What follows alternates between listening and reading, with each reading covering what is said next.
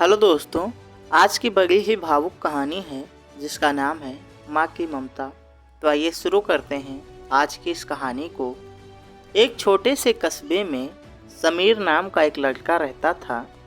बचपन में ही पिता की मृत्यु हो जाने के कारण परिवार की आर्थिक स्थिति बड़ी दयनीय थी। समीर की माँ कुछ पढ़ी लिखी जरूर थी, लेकिन उतनी पढ़ाई से नौकरी कहाँ मिलने वाली थी। सो घर घर बर्तन मांज कर और सिलाई बुनाई का काम करके किसी तरह अपने बच्चे को पढ़ा लिखा रही थी।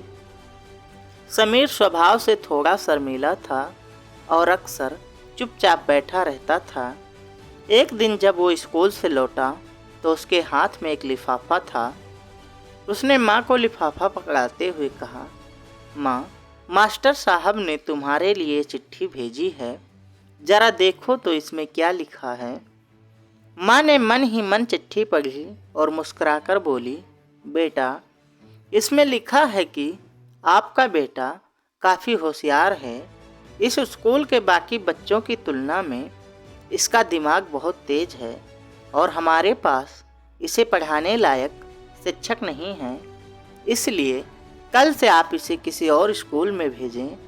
यह बात सुनकर समीर को स्कूल ना जा सकने का दुख तो हुआ, पर साथ ही उसका मन आत्मविश्वास से भर गया कि वो कुछ खास है और उसकी बुद्धि तीव्र है। माँ ने उसका दाखिला एक अन्य स्कूल में करा दिया। समय बीतने लगा। समीर ने खूब मेहनत से पढ़ाई की, आगे चलकर अपने सिविल सर्विसेज परीक्षा भी पास की और आईएएस अफसर बन गया। समीर की माँ अब बूढ़ी हो चुकी थी और कई दिनों से बीमार भी चल रही थी और एक दिन अचानक उनकी मृत्यु हो गई। समीर के लिए बहुत बड़ा आघात था। वह बिलख बिलख कर रो पड़ा। उसे समझ नहीं आ रहा था कि अब वह अपनी माँ के बिना कैसे जिएगा। रोते रोते ही उसने माँ की पुरानी अलमारी खोली और हाथ में उसकी माला, चश्मा और अन्य वस्तुएं लेकर चूमने लगा। उस अलमारी में समीर के पुराने खिलौने और बचपन के कपड़े तक संभाल कर रखे हुए थे। समीर एक एक कर सारी चीज़ें निकालने लगा और तभी उसकी नज़र एक पुरानी चिट्ठी पर पड़ी। दरअसल ये वही चिट्ठी थी जो मास्टर साहब ने उसे 18 साल पहले दी थी। नम आँखों से समीर उसे पढ़ने लगा। आदरणीय अभिभावक, आपको बताते हुए हमें अफसोस हो रहा है कि आपका बेटा समीर पढ़ाई में बेहद कमज़ोर है और खेल कूद में भी भाग नहीं लेता है।